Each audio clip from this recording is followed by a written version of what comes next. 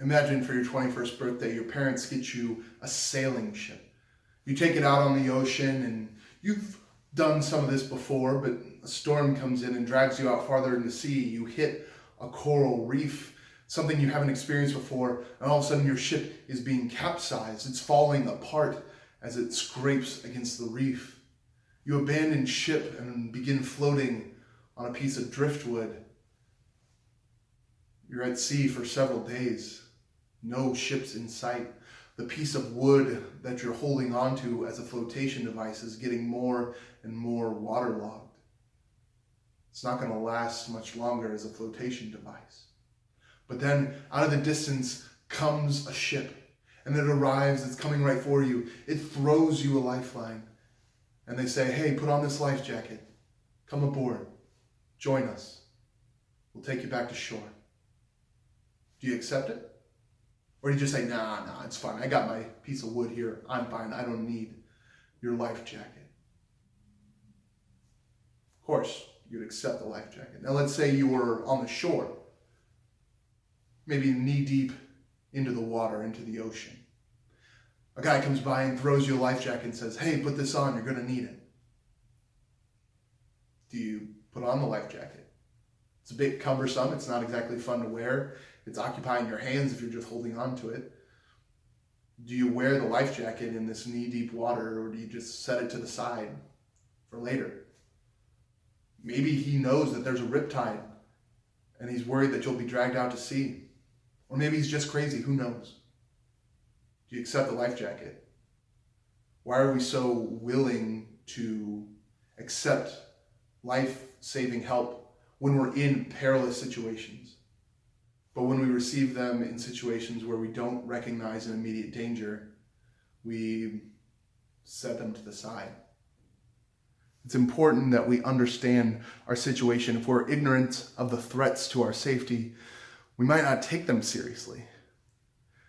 This applies to our physical well-being, whether it be a virus or terrorists, but also to our spiritual well-being. If we don't have a good grasp of our current state of our soul, we could be too flippant with our spiritual lives. That's why it's crucial that we know our history, we know where we've been, so that we can know where we are and know where we're going, where we're headed.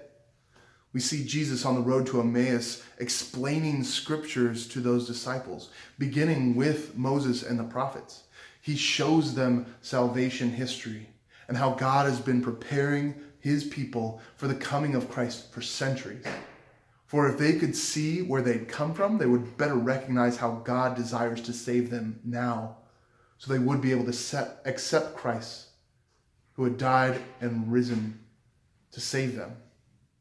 Peter presents this to the Jews in our first reading. He tries to get them to realize that Jesus, the one they had crucified, was God's plan for their salvation. But if you just come up to someone and say, you need to be saved, without first recognizing that they're in danger, they're not going to respond well to that. So Peter shows them how David, their highly revered king, had not only prophesied of a Christ, but that he died just like everyone else dies. But he also died anticipating that the Christ would bring about resurrection. And Jesus is that resurrection. That king that they held so dearly and lovingly was looking towards Christ. But we rejected him by our actions. We've put ourselves into danger. Often when we're being told that we've messed up, we expect to hear from an angry God, you have done a terrible thing, and for this I will make you suffer. But that's not what happens. In reality, God says, you have done this terrible thing, and for this I have suffered, and I offer you forgiveness. But if you don't accept my forgiveness, then you will suffer. But this is not a threat. It's a recognition of our current situation. We have wrecked our boat, and while the piece of wood we are floating on is keeping us afloat for now, it will sink. God is now offering us a lifeline to get us out of this mess. But if we do not accept that lifeline, we will suffer. Not because God is punishing us, but because we're in a not so good situation. God is trying to reconcile us to himself, to restore that relationship that we ought to have with him. But when someone has messed up a relationship, there needs to be that reconciliation, that coming together, because an offense has happened. And for that reconciliation to occur, two things need to happen. First, the offender must recognize that they have offended the other and actually feel sorry for that. And second, the offended must genuinely offer forgiveness. Both of these must occur. If the offender doesn't recognize that he has erred, that he has messed up, the forgiveness won't be accepted and reconciliation can't occur. Also, if the offender recognizes that he has messed up, but the offended doesn't offer that forgiveness, there's no way that reconciliation can occur. And normally in human interactions, there's blame on both sides, and so both parties must both apologize for having offended and offer forgiveness for offenses done to them. But when we're talking about God, we know that God is perfect and he's all good.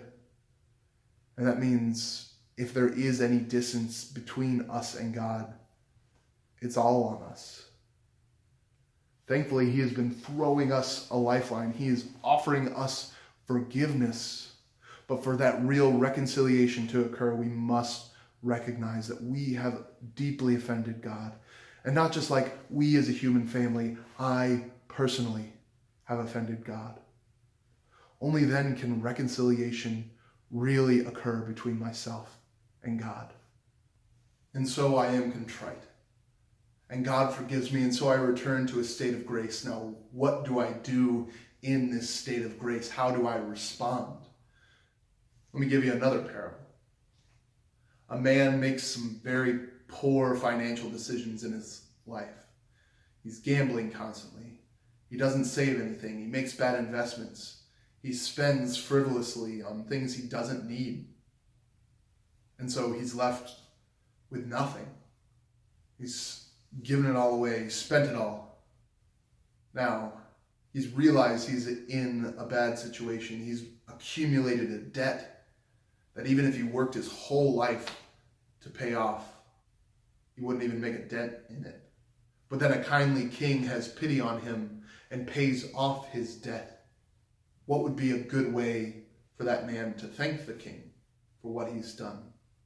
Should he continue to make bad investments? Should he continue to spend frivolously? Should he continue to not save anything? Or should he reevaluate how he's been living now that he's been given this second chance? Should he take this opportunity, this lifeline that has been thrown to him, and make the most of it? I would argue, yeah. Life should look differently now that he has been spared this great debt.